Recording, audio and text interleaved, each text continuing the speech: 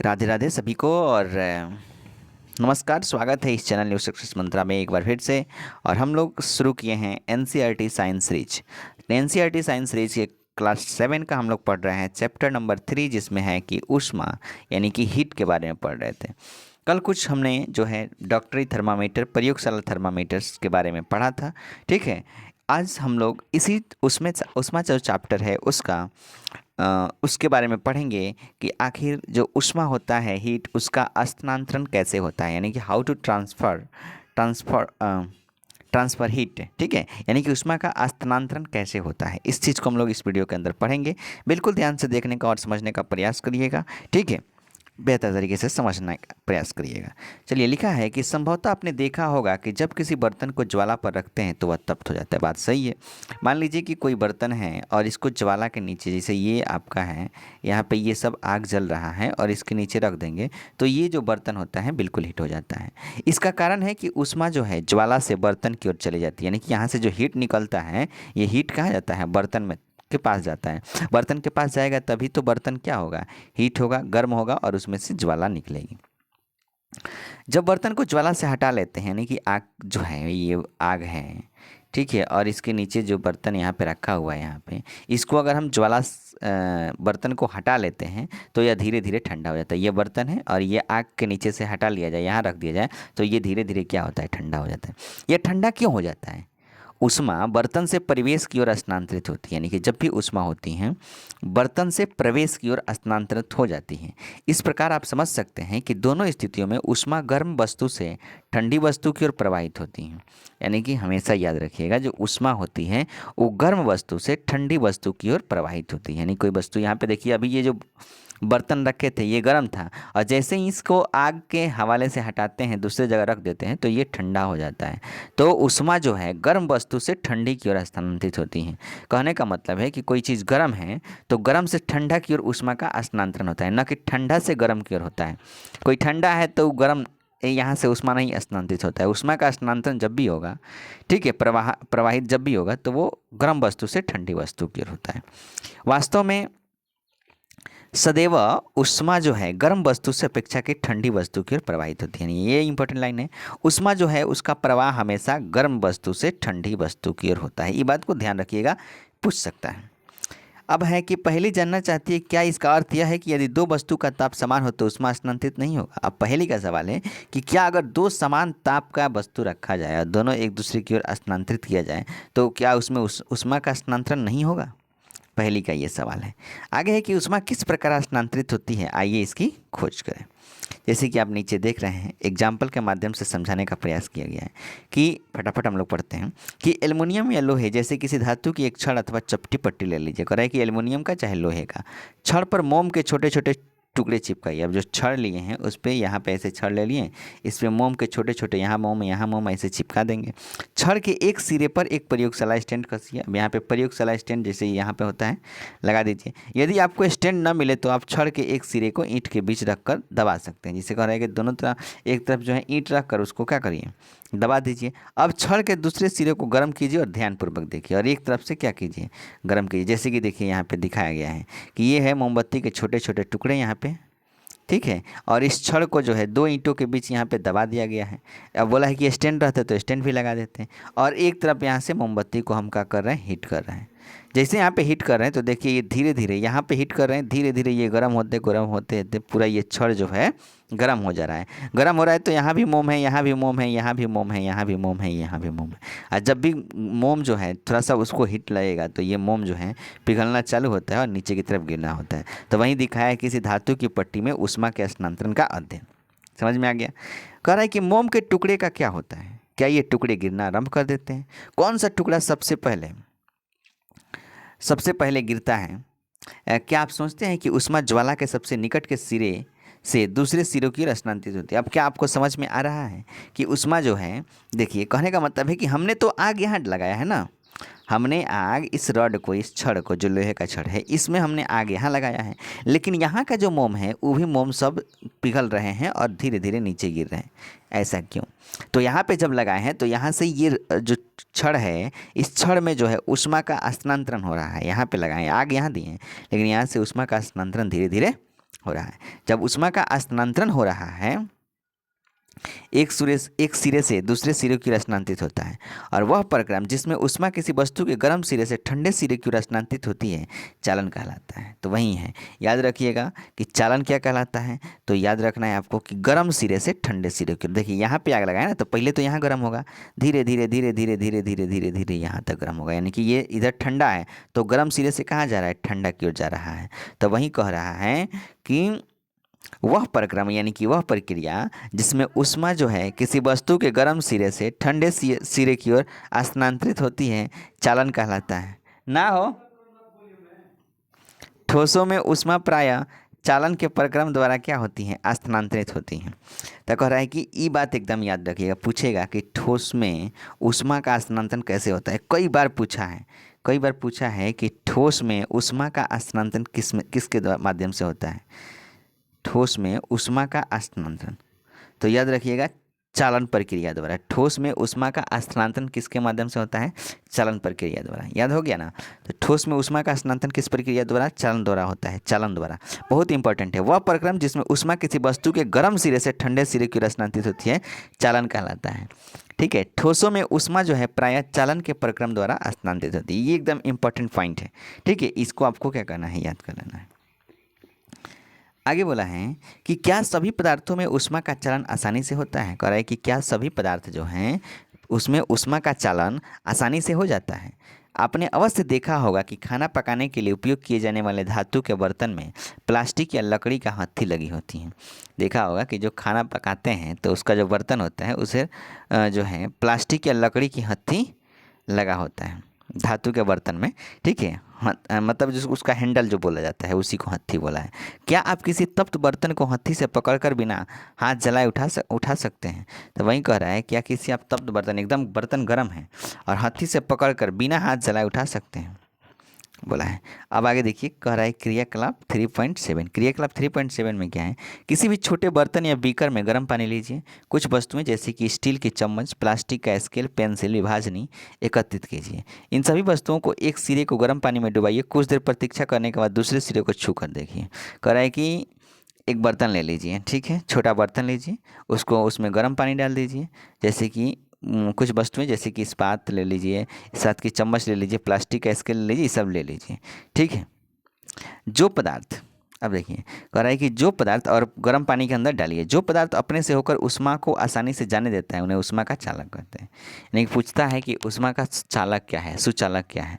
तो जो पदार्थ ऊष्मा को प्रवाहित होने देता है, यानी कि अपने से होकर ऊष्मा को प्रवाहित होने देता है, उसे चालक कहते हैं। क्या कहते हैं, जो पदार्थ ऊष्मा को अपने से होकर प्रवाहित होने देता है तो वो ऊष्मा का चालक है।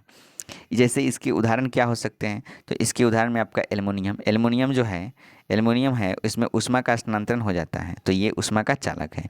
आयरन, लोहा ले लीजिएगा, लोहा में भी ऊष्मा का चालन हो जाएगा तो इसमें भी ऊष्मा का इसे चालक कहते हैं। तांबा है, तांबा में जो है ऊष्मा का चालन हो सकता है तो इसे भी हम लोग क्या कहते हैं, ऊष्मा का चालक कहते हैं, यानी कि सुचालक कहते हैं। तो जो अपने से होकर ऊष्मा को प्रवाहित होने देता है, यानी कि ऊष्मा को आसानी से जाने देता है तो उसे हम लोग ऊष्मा का चालक कहते हैं, यानी कि सुचालक कहते हैं। और वहीं जो पदार्थ अपने से होकर ऊष्मा को आसानी से नहीं जाने देता, यानी कि अपने से होकर ऊष्मा को आसानी से प्रवाहित नहीं होने देता है, उसे ऊष्मा का कुचालक कहते हैं। तो जो पदार्थ अपने से होकर ऊष्मा को जाने नहीं देता है, ऊष्मा को आसानी से जाने नहीं देता है, उसे ऊष्मा का क्या कहते हैं, कुचालक कहते हैं। और जो ऊष्मा को प्रवाहित होने देता है उसे ऊष्मा का सुचालक कहते हैं, और जो नहीं होता है उसे ऊष्मा का कुचालक कहते हैं। तो बात समझ में आ गया। जैसे कि प्लास्टिक या लकड़ी है, लकड़ी अगर लकड़ी को हम लोग उस यहाँ पे जलाएंगे तो क्या यहाँ से यहाँ तक उसमें ऊष्मा का चलन हो पाएगा, नहीं हो पाएगा। क्यों, क्योंकि ये ऊष्मा का कुचालक है। बात समझ में आ गया। जैसे कि प्लास्टिक तथा लकड़ी, कुचालकों को ऊष्मा रोधी भी कहते हैं। जितने भी कुचालक हैं जिससे ऊष्मा का प्रवाह नहीं हो सकता है उसे हम लोग ऊष्मा रोधी भी कहते हैं, यानी कि ऊष्मा का ये अवरोध करता है, ऊष्मा को रोकता है, इससे ऊष्मा प्रवाहित नहीं हो पाती है, तो इसे एक दूसरा शब्द ऊष्मा रोधी भी कहा जाता है। बात समझ में आ गया। आगे है कि जल तथा वायु ऊष्मा के कुचालक हैं। तब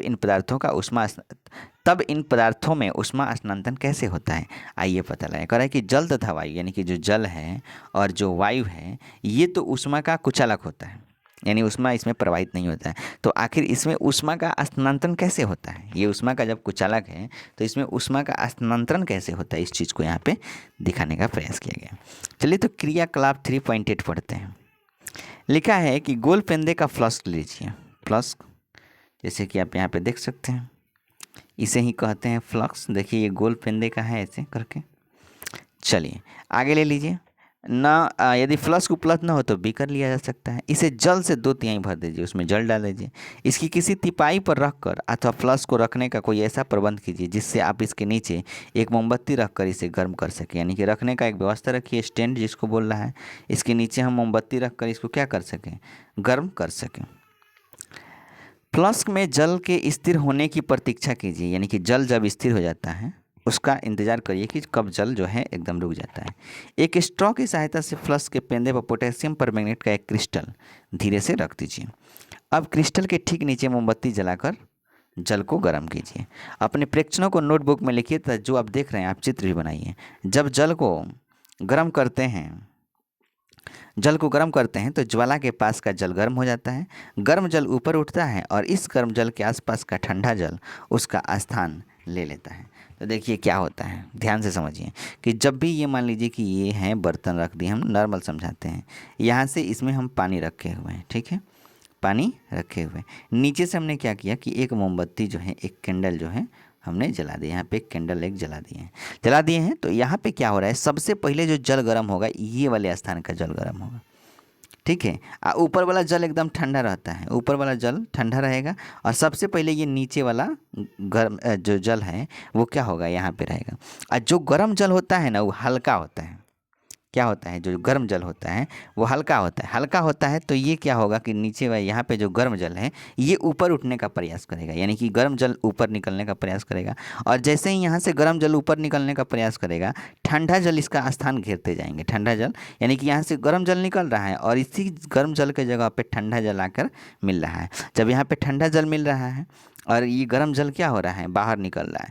तो इसी प्रक्रिया द्वारा क्या होता है कि इसमें उपस्थित जितने भी उस बीकर या फ्लास्क में जितने भी जल होते हैं, धीरे धीरे जितना भी गर्म होता जाएगा यहाँ पे जल, जो गर्म होता रहेगा जल वो सब ऊपर चले जाएंगे, जो ठंडा होगा इसका स्थान घेरते रहेंगे। एट ए टाइम एक ऐसा समय आएगा जब पूरे बीकर या फ्लास्क का जो पानी है वो बिल्कुल ही क्या हो जाएगा, गर्म हो जाएगा। तो वही कह रहा है कि इस गर्म जल के आसपास का ठंडा जल उसका स्थान घेरेगा। किसका स्थान, जो गर्म जल है उसका स्थान। और गर्म जल क्या होता है, ऊपर उठता है, ठीक है।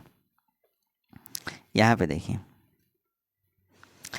आने लेने के लिए स्थान मतलब वही जो है ठंडा जल वहाँ पे आ जाता है, किसके जगह पे, गर्म जल के स्थान पे।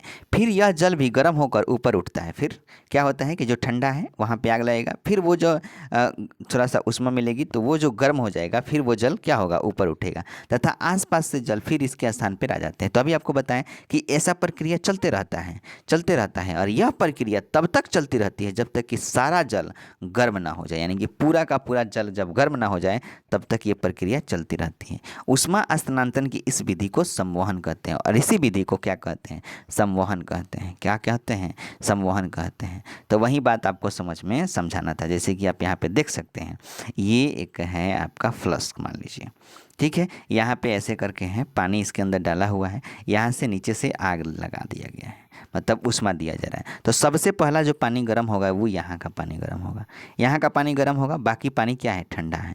अब क्या होगा कि जो गर्म जल होगा ये यहाँ से निकलने का प्रयास करेंगे, ऊपर की तरफ चले जाएंगे।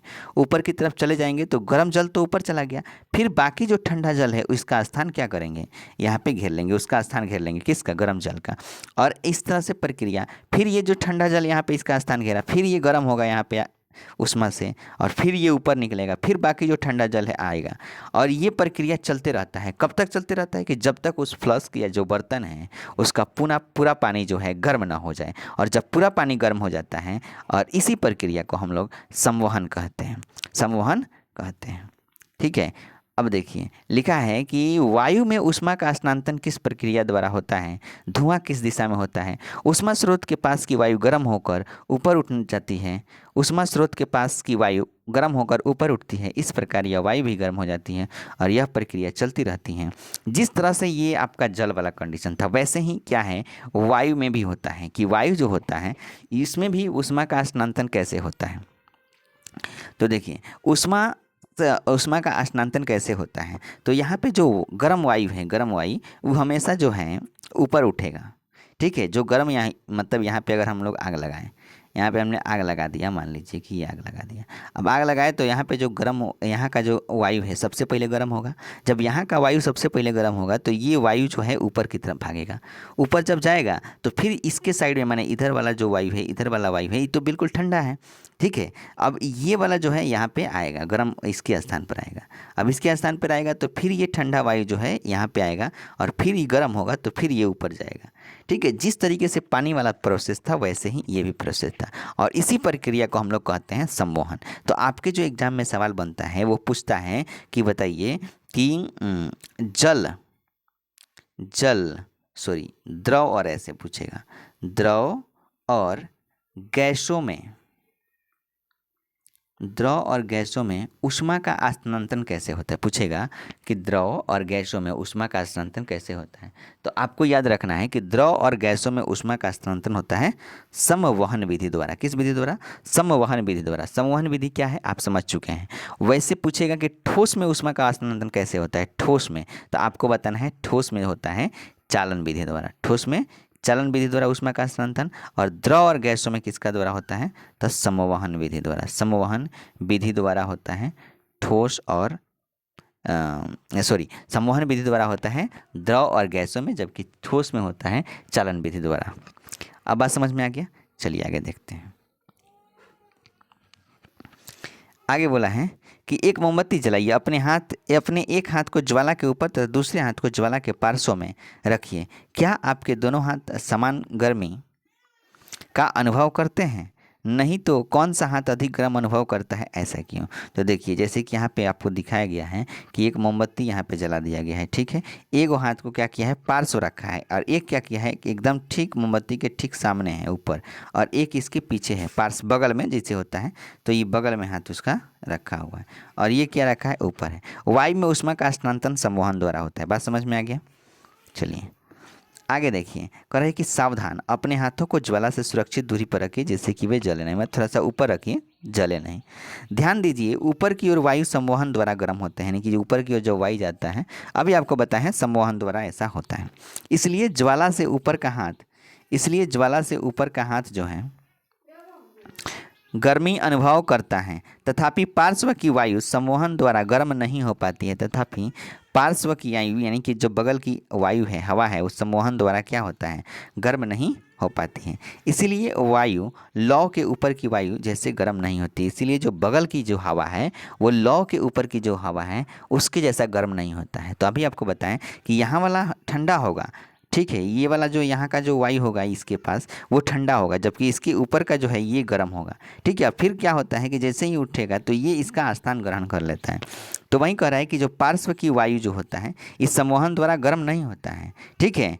और जो वायु की जो ये लौ है, लौ के ऊपर की जो हवा है वो जो है इसके जैसा वो क्या होता है, पार्श्व वाला जो है गर्म नहीं होता है, वही बोला है।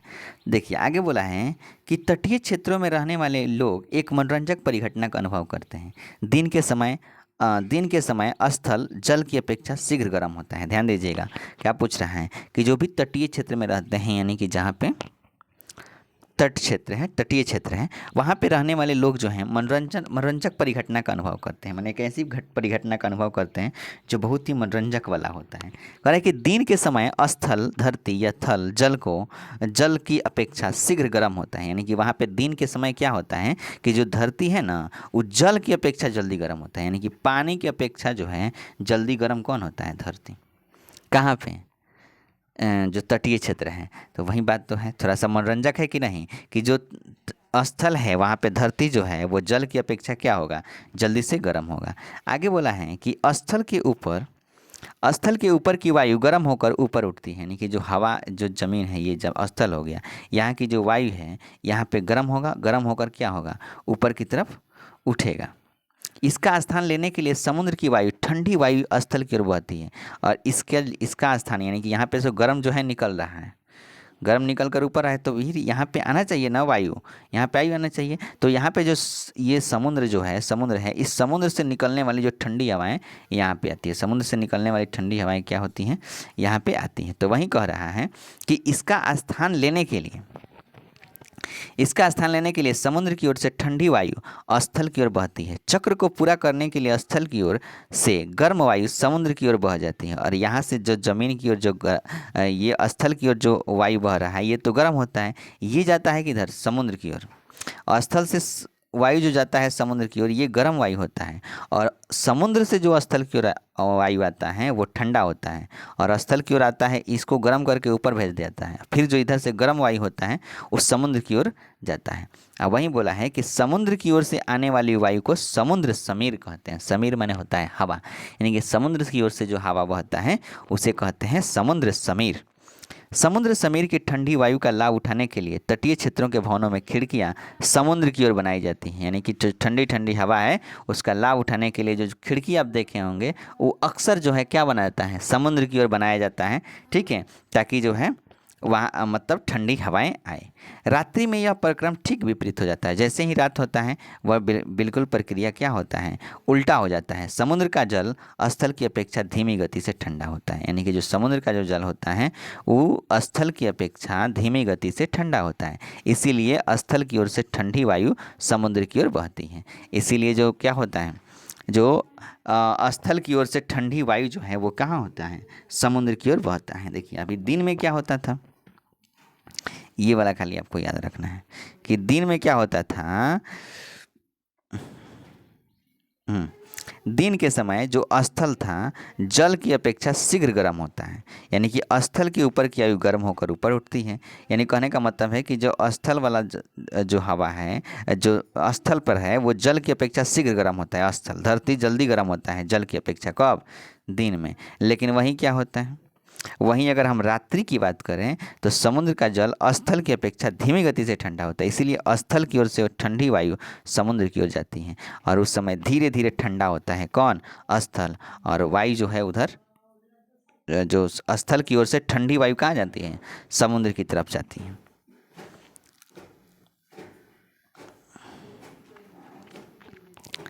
देखिए जैसे कि यहाँ पे आपको दिखाया गया है, यहाँ से निकल रहा है समुद्री समीर, यहाँ से हवा जो है समुद्र से निकल रहा है, खिड़की सब बनता है उस समुद्र की तरफ करके बनता है।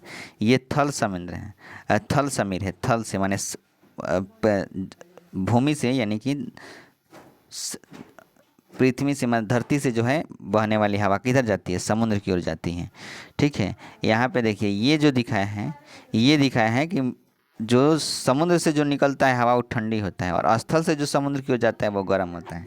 बात समझ में आ गया। देखिए समुद्र से जो आता है धरती की तरफ यानी कि स्थल की ओर तो वो गर्म ठंडा होता है, और वहीं धरती से जब जाता है यानी कि पृथ्वी से अगर जाता है जो धरती है वहाँ से अगर समुद्र की ओर जाएगा तो गर्म हवा होगा, ठीक है। वहीं यहाँ पे भी बताया है कि यहाँ से जो है गर्म वायु जाता है, कब, ये रात्रि के समय की बात है, और इधर से फिर ये आपका इधर आता है ठंडा। इस चीज़ को यहाँ पे दिखाया गया। यह थल समीर कहलाती है। यह इस परिघटना को दर्शाता है, यानी कि जैसे कि ऊपर दर्शाया गया है। आगे देखिए, जब हम धूप में खड़े होते हैं तो हम गर्माहट अनुभव करते हैं। सूर्य से हम तक ऊष्मा कैसे पहुँचती है, यह चालन अथवा संवहन द्वारा हम नहीं पहुँच सकते हैं, क्योंकि इन दोनों प्रक्रमों में ऊष्मा का हस्तांतरण के लिए माध्यम आवश्यक है। देखिए अब जो सूर्य से जो आता है, सूर्य से जो हमें ऊष्मा मिलता है वो ऊष्मा जो है वह जो ऊष्मा होता है वो चालन तथा संवहन द्वारा नहीं पहुंच सकती है, क्योंकि इन दोनों प्रक्रमों में ऊष्मा का हस्तांतरण के लिए माध्यम की आवश्यकता होती है। चालन हो तथा संवहन हो, इसके लिए माध्यम की आवश्यकता होती है। लेकिन सूर्य से जो आने वाली ऊष्मा होता है उसके लिए किसी भी माध्यम की आवश्यकता नहीं होती है। चूँकि पृथ्वी तथा सूर्य के बीच के अधिकांश स्थान में कोई माध्यम जैसे वायु नहीं है, अतः सूर्य से हम तक ऊष्मा का एक प्रक्रम द्वारा आता है, ऊष्मा एक अन्य प्रक्रम द्वारा आती है जिसे विकिरण कहते हैं। तो वही बात है, कह रहा है कि चालन और संवहन के लिए माध्यम की आवश्यकता होती है। लेकिन अगर सूर्य से डायरेक्ट जो किरणें आती हैं उसके लिए किसी माध्यम की आवश्यकता नहीं होती है, क्योंकि सूर्य से किरणों को यहाँ पे आने पर ऊष्मा की किरणों को आने के लिए कोई माध्यम है ही नहीं। तो वो जो ऊष्मा आता है वो जो है एक अन्य ऊष्मा के एक अन्य विधि द्वारा आता है, यानी कि एक अन्य प्रक्रम द्वारा आता है, जिसे हम लोग विकिरण कहते हैं। यानी कि सूर्य से आने वाली जो ऊष्मा है उसको विकिरण कहते हैं, ठोसों में जो है उस चालन विधि द्वारा होता है और द्रव और गैसों में सम्मोहन विधि द्वारा होता है। ये मेन पॉइंट है। विकिरण द्वारा ऊष्मा के हस्तांतरण में किसी माध्यम जैसे वायु तथा जल की आवश्यकता नहीं होती है। यानी कि विकिरण द्वारा जो है ऊष्मा के हस्तांतरण के लिए किसी माध्यम जैसे वायु तथा जल की आवश्यकता नहीं होती है। माध्यम जो है विद्यमान हो या न हो, विकिरण द्वारा ऊष्मा का हस्तांतरण हो सकता है। यानी कि जो सूर्य से आती हैं ऊष्मा की किरणें, उसके लिए किसी भी माध्यम की आवश्यकता नहीं होती है। बिना किसी माध्यम का वो जो है ऊष्मा हमें प्राप्त होता है। ठीक है, बिना किसी माध्यम का। जब तक हम किसी तापक यानी हीटर के सामने बैठते हैं तो हम इसी प्रक्रम द्वारा ऊष्मा प्राप्त करते हैं। यानी कि हीटर के सामने आप बैठते हैं तो हीटर से जो आपको ऊष्मा की प्राप्ति होती है वो होता है विकिरण द्वारा। किसके द्वारा प्राप्त होता है? विकिरण द्वारा आपको प्राप्त होता है। ठीक है, विकिरण द्वारा प्राप्त होता है। ज्वाला से हटाकर रखा कोई गर्म बर्तन ठंडा होते समय अपनी कुछ ऊष्मा को विकिरण द्वारा ही परिवेश को स्थानांतरित करता है। हमारा शरीर विकिरण द्वारा ही परिवेश को ऊष्मा देता है तथा उससे ऊष्मा ग्रहण करता है। यानी कि हमारे शरीर से भी जो ऊष्मा का स्थानांतरण होता है वो विकिरण के माध्यम से होता है, विकिरण के द्वारा भी होता है। सभी गर्म पिंड विकिरणों के रूप में ऊष्मा विकृत करती है। यानी कि जितने भी गर्म पिंड हैं वो सभी जो हैं विकिरण के द्वारा ही ऊष्मा को विकृत करती हैं। जब ये ऊष्मा विकिरण किसी अन्य वस्तु से टकराते हैं तो इनका कुछ भाग परावर्तित हो जाता है और कुछ भाग अवशोषित हो जाता है तथा कुछ भाग परागत हो सकता है। ऊष्मा के अवशोषित भाग के कारण वस्तु का ताप बढ़ जाता है। धूप में बाहर जाते समय आपको छाते का उपयोग करने का परामर्श क्यों दिया जाता है? यानी कि ऊष्मा के अवशोषित भाग के कारण ऊष्मा का ताप जो है बढ़ जाता है। ठीक है, जब ऊष्मा को अवशोषित करेगा कोई चीज़ तो उसका ताप बढ़ेगा। सिंपल सी बात है। कोई भी चीज़ है अगर ऊष्मा को अवशोषित कर रहा, ऑब्जर्व कर रहा है तो एकदम सिंपल बात है कि उसका जो है ताप क्या होगा? बढ़ जाएगा। इसीलिए जब हम धूप में जाते हैं तो हमें छाता ले लेते हैं, क्योंकि अगर ऊष्मा का जो है अवशोषण हमारा शरीर करेगा तो हमारे शरीर का तापमान बढ़ेगा, गर्मी से आप छटपटा जाएंगे। उस चीज़ को यहाँ पर बताने का प्रयास किया गया है। आगे देखिए, लिखा है कि सर्दियों तथा गर्मियों में हमारे पहनने के वस्त्रों के प्रकार, यानी कि ऊष्मा से बचना है तो किस प्रकार के वस्त्र हम सर्दी में पहने और किस प्रकार के वस्त्र को हम गर्मी में पहने, इस चीज़ को बताया है। कह रहे कि आप जानते हैं कि गर्मियों में हम हल्के रंग के वस्त्रों को वरीयता देते हैं। गर्मी में अक्सर हम हल्के रंग के कपड़े को पहनना पसंद करते हैं तथा सर्दियों में हम गहरे रंग के कपड़े पहनना पसंद करते हैं। ऐसा क्यों है? आइए इसका पता लगाते हैं कि आखिर ऐसा क्यों है। तो देखिए, लिखा है कि टीन के एक जैसे 2 डिब्बे ले लीजिए। ठीक है, ले लिए हैं। ठीक है, इनमें से एक बाहरी पृष्ठ को काला तथा दूसरे बाहरी पृष्ठ को सफ़ेद पेंट कीजिए। दोनों डिब्बों में बराबर मात्रा में जल भरिए तथा उन्हें दोपहर के समय लगभग 1 घंटे के लिए धूप में रख दीजिए। दोनों डिब्बों में भरे जल के ताप मापिए। क्या आप दोनों के ताप में कुछ अंतर पाते हैं? ठीक है, कह रहा है कि 2 बर्तन ले लिए हैं। एक को काला रंग से रंग दीजिए, एक को वाइट रहने दीजिए। दोनों को धूप में डाल दीजिए, धूप में डाल दिए हैं। उसके बाद दोपहर में दोनों का ताप मापिए। दोनों में ताप में कुछ अंतर आप पाते हैं? ठीक है, आप देखेंगे कि जल अधिक गर्म है। केवल जल को छूकर भी आप दोनों के ताप में अंतर अनुभव कर सकते हैं। यानी कि ठीक है, अब आपको पता करना है कि किस डिब्बे में जो है जल का जो है ताप जो है सबसे अधिक है, ये बताना है। ठीक है, बोला है कि 3.10 में दिए उपयोग किए गए दोनों डब्बों को लीजिए। इन दोनों के समान मात्रा में समान ताप लगभग 60 डिग्री सेल्सियस पर गर्म जल भरिए। दोनों डिब्बों किसी कमरे में अथवा छाया में रखिए। 10 से 15 मिनट के बाद प्रत्येक डिब्बे के जल का ताप ज्ञात कीजिए। क्या दोनों डिब्बों में जल का ताप समान दर से कम हुआ है? क्या इन क्रियाकलापों से आप यह निष्कर्ष निकाल सकते हैं कि गर्मियों में सफ़ेद या हल्के रंग के वस्त्र तथा सर्दियों में गहरे रंग के वस्त्र पहनना अधिक आरामदायक क्यों प्रतीत होता है?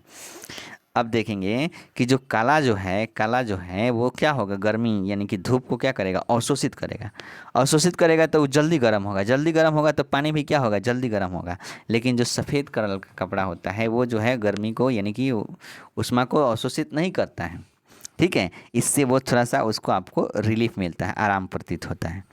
गहरे रंग के पृष्ठ अपेक्षाकृत अधिक ऊष्मा अवशोषित करते हैं। आ गया ना कि जो गहरे रंग के पृष्ठ होते हैं यानी कि गहरे रंग का एकदम कल्ला कपड़ा पहन लीजिएगा तो वो ऊष्मा को ज़्यादा से ज़्यादा अवशोषित करेगा। जब ज़्यादा से ज़्यादा अवशोषित करेगा तो आपको पूरा गर्मी का एहसास दिलाने लगेगा, यानी कि आपको ज़्यादा गर्मी होने लगेगा। ठीक है, इसीलिए सर्दियों में गहरे रंग के वस्त्र पहनना हमेशा सुखद लगता है। अब तो आपको सर्दी यानी कि ठंडी में थोड़ा सा गर्मी का एहसास दिलाना है शरीर को, इसीलिए हम ज़्यादा पसंद करते हैं कि सर्दियों में गहरे रंग के कपड़े को पहने। ठीक है, हल्के रंग के कपड़े ऊष्मीय विकिरण के अधिकांश भाग को क्या करते हैं, परावर्तित कर देते हैं। इसलिए गर्मियों में हमें हल्के रंग के वस्त्र अधिक आरामदायक लगते हैं। लेकिन अगर हल्के रंग का कपड़ा पहनिएगा तो जो सूर्य से आने वाली ऊष्मा है उसको क्या करेगी, कम मात्रा में अवशोषित करेगी और अधिकांश भाग को क्या करती है, परावर्तित कर देती है, अधिकांश भाग को परावर्तित कर देती है। इसीलिए गर्मियों में लोग अक्सर जो हैं हल्के रंग के वस्त्र पहनना पसंद करते हैं। ठीक है, आगे लिखा है कि सर्दियों में ऊनी वस्त्र हमें उष्ण बनाए रखते हैं। सर्दियों में हम ऊनी वस्त्र पहनते हैं। ऊन जो है ऊष्मारोधी यानी कि ऊष्मा को रोकता है। इसके अतिरिक्त ऊन के रेशों के बीच में वायु फंसी रहती है। जो ऊन होता है उनका जो रेशा होता है उसी के बीच वायु फंसा रहता है। यह वायु हमारे शरीर की